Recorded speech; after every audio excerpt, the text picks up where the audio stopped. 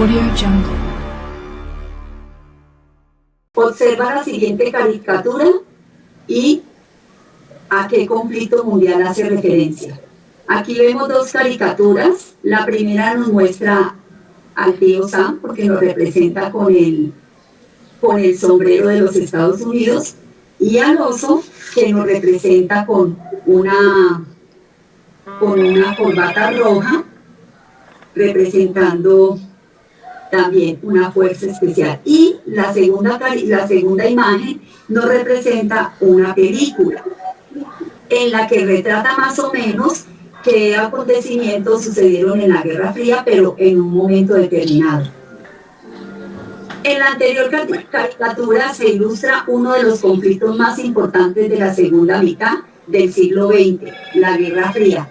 Dicho conflicto se caracterizó por el conocimiento a nivel político entre A. Liberalismo y comunismo, B. Individualismo, colectivismo, C. Este-oeste, D. Proteccionismo, libre mercado. Listo, vamos a analizar la caricatura. La caricatura nos presentaba a dos personajes. El tío Sam, que es un icono de los Estados Unidos con su sombrero. El oso es propio de las guerras frías, en este caso Rusia, su corbata roja que representa el poderío. Ambos personajes se presentan con un mazo, se estrechan su mano, pero con la otra obtienen este elemento para atacarse mutuamente. La Guerra Fría, que es un evento que se presenta finalizando la Segunda Guerra Mundial hasta la caída del muro de Berlín en 1989. Entre las opciones que nos dan y nos presentan, tenemos que ir descartando, ¿sí?, cuál de ellos, ¿sí?, fue el que se dio y cuáles no, para poder así llegar a la respuesta correcta. Como nos dicen, se ilustra uno de los conflictos más importantes. Y eso es lo que necesitamos analizar aquí. Si se trata de liberalismo, comunismo, si se trata de individualismo o colectividad, si se trata de algo entre el este y el oeste, o la protección y el libre mercado. Tengamos en cuenta que el libre mercado es un término muy actual, entonces la respuesta D, por lo tanto, es descartable. Un fenómeno entre el este y el oeste es también descartable. Nos quedaríamos con las opciones A y B. Liberalismo, comunismo, individualismo y colectividad. El individualismo sabemos que no es propio de esta temática, de esta época. La colectividad tendría que ser, pero la opción más correcta aquí, más acertada, es liberalismo y comunismo, teniendo en cuenta del fenómeno histórico del cual estamos haciendo referencia. Uno de los momentos más críticos de la tensión en Estados Unidos y Rusia en el marco de la Guerra Fría fue A. La caída del muro de Berlín, B. La crisis de los misiles, C. La carrera espacial, D. La guerra de Vietnam. Bueno, nos hablan de la tensión entre dos grandes potencias del mundo, Estados Unidos y la Unión de Repúblicas Soviéticas Socialistas, en el espacio de la Guerra Fría, como se llamaba este territorio en ese mundo.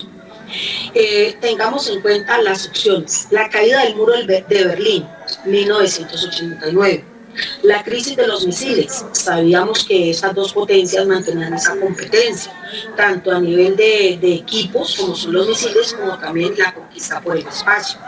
La guerra de Vietnam es un conflicto que se presenta en el transcurso de la Guerra Fría, pero el cual no va a afectar una de estas dos grandes potencias. Entonces, es una de las opciones descartadas. Lo mismo que la opción A, la caída del muro de Berlín, que se va a dar mucho después. Nos quedamos con las opciones B y C, la crisis de los misiles y la carrera espacial. Rusia prácticamente tiene dominada Cuba porque es su aliada y allí tiene también armamento. Lo mismo va a hacer Estados Unidos en Turquía, que tiene también una buena cantidad de armamento, ¿sí? Entonces esto se va a llevar a cabo en este proceso en el cual ellos van a vivir ese proceso histórico. Por lo tanto, la respuesta que nosotros debemos destacar aquí es la respuesta B, porque se trata de la crisis de los misiles, el poderío o el emporio que querían entre estas dos naciones. Esa es nuestra opción y la respuesta correcta, teniendo en cuenta que estamos hablando de un pensamiento social. Edad antigua que es un momento histórico muy importante, el cual ha sido ilustrado a través de muchas de las películas que conocemos en nuestro medio, ¿sí?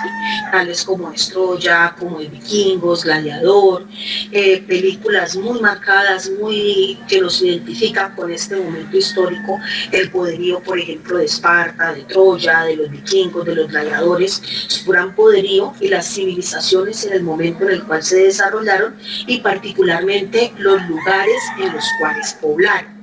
Esta pregunta también pertenece al tipo de pensamiento social, la cual hace referencia a comprender la realidad mediante el uso de conceptos y establecer relaciones de espacio temporales, de acontecimientos y procesos.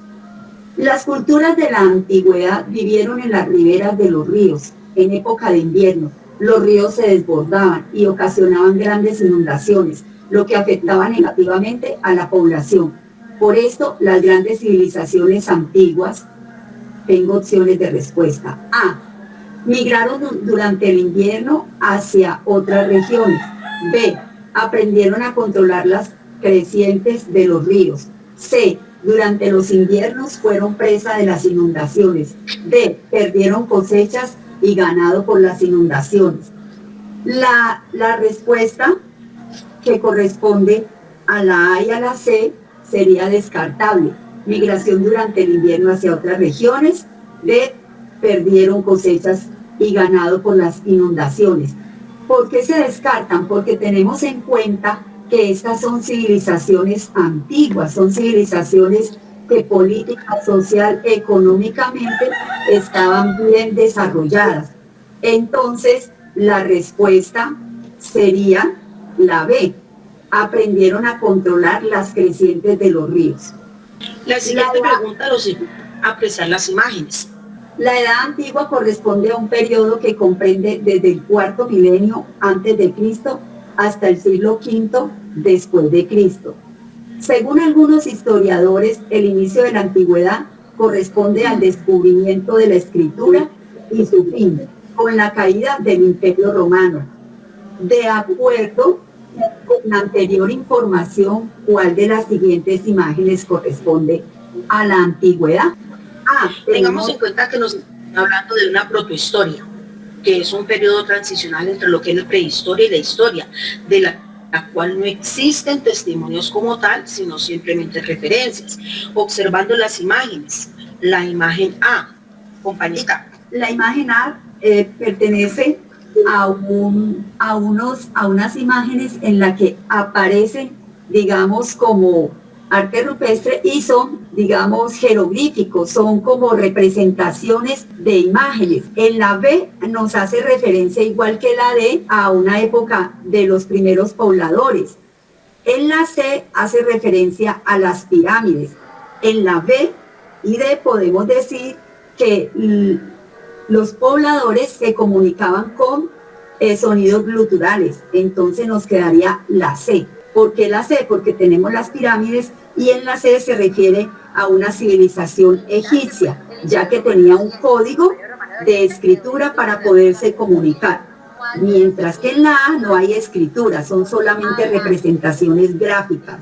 Como lo decía mi compañera, protohistoria, donde no hay códigos de comprensión exacta.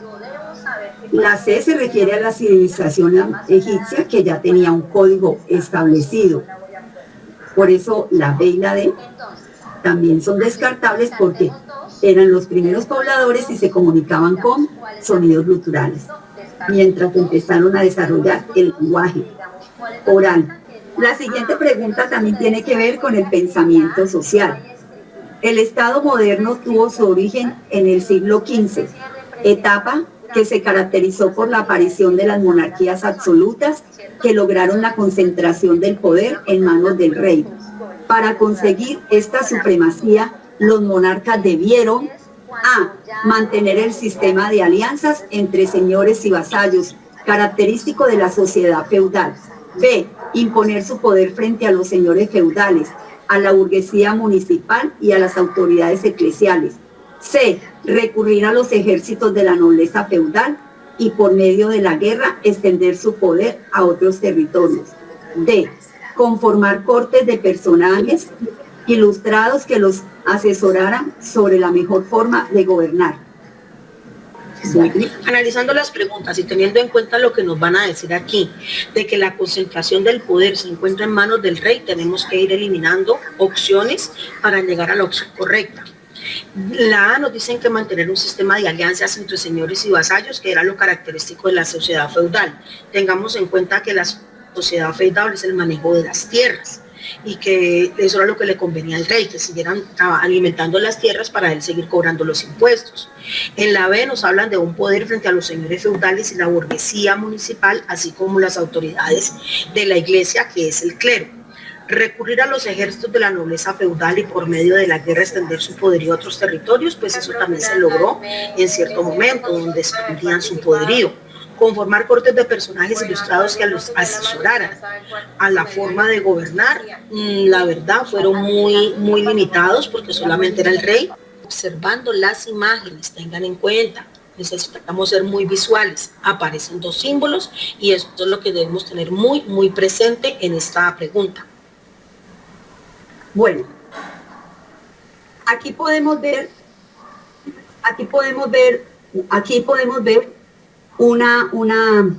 digamos así, unas imágenes de dos películas que muchos nos hemos visto, La vida es bella y El pianista, que refleja también como los acontecimientos de esta época. El pianista tiene aquí en esta parte que estoy señalando, tiene un símbolo, que es el símbolo del Partido Nacional Socialista, exactamente nazi. Y aquí también nos muestran imágenes de tres películas. Esta, La lista de Schindler, La tumba de las luciérnagas y Malditos bastardos. Todas estas películas trabajan mucho y reflejan los acontecimientos de la Segunda Guerra Mundial. En esta caricatura nosotros podemos apreciar muy relevantemente el símbolo de los nazis, que es el símbolo de los nazis. Aquí en el asientico aparece este símbolo, el símbolo antisemita, es el símbolo de los nazis y refleja, la palabra antisemita significa o representa el odio que tenían los alemanes a los judíos. Y en la parte de arriba tenemos una estrella. Esa estrella representa la estrella de David, a los judíos, al pueblo judío. De igual manera, aquí vemos como un poderío un poderío de los nazis, porque aquí también tenemos el símbolo nazista y aquí también el símbolo de los nazis, o sea que lo podemos ver en tres ocasiones, y tenemos pues allí representando el pueblo judío bien atado. Está en 4, si lo podemos ver bien, en 4. Bueno, vamos a ver las opciones de respuesta. Ya dije que el antisemitismo es un odio de los alemanes hacia los judíos. Entonces, la primera nos dice que el antisemitismo en el contexto de la Segunda Guerra Mundial.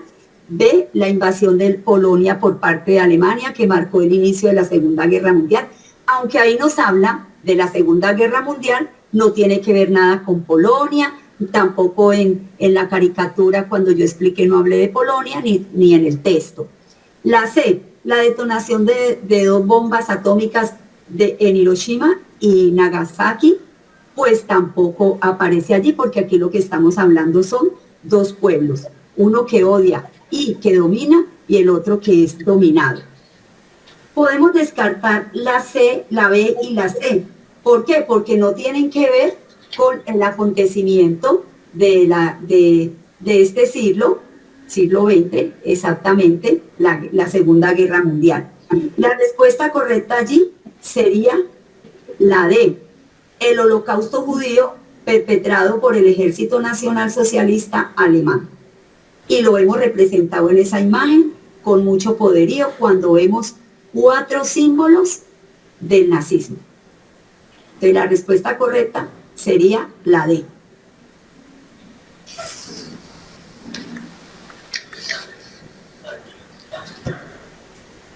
Para la siguiente pregunta, observamos la imagen muy contemporánea, el personaje lo identificamos fácilmente, pero lo que aparece plasmado sobre su cuerpo, una V de victoria o de venganza con un círculo alrededor.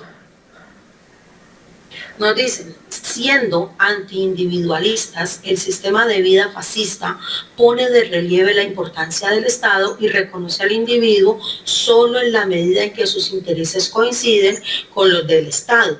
Se opone al liberalismo clásico que surgió como reacción al absolutismo y agotó su función histórica cuando el Estado se convirtió en la expresión de la conciencia y la voluntad del pueblo. El liberalismo negó al Estado en nombre del individuo. El fascismo reafirma los derechos del Estado como la expresión de la verdadera esencia del individual. La concepción fascista del Estado lo abarca todo. Fuera de él no pueden existir y menos aún valer valores humanos y espirituales. Entendido de esta manera, el fascismo es totalitarismo y el Estado fascista como síntesis y unidad que incluye todos los valores, interpreta, desarrolla y otorga poder adicional a la vida entera de un pueblo. Mirando la imagen anterior, ahí vemos una V. Eso se refiere a una película, V de venganza. Venganza se llama la película.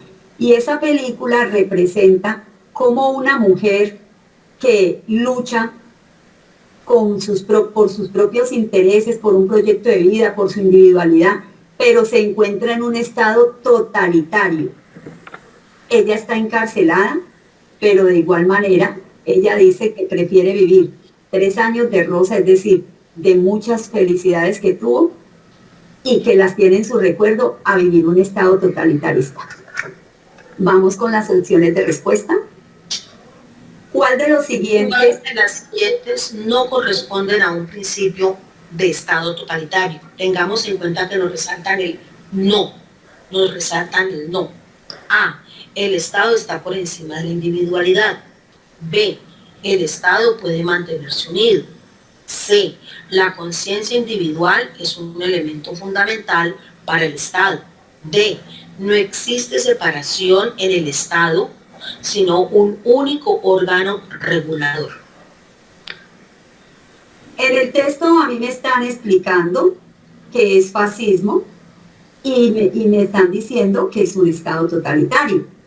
Entonces, mirando las opciones de respuesta, yo tengo la A, que dice, el Estado está por encima de la individualidad.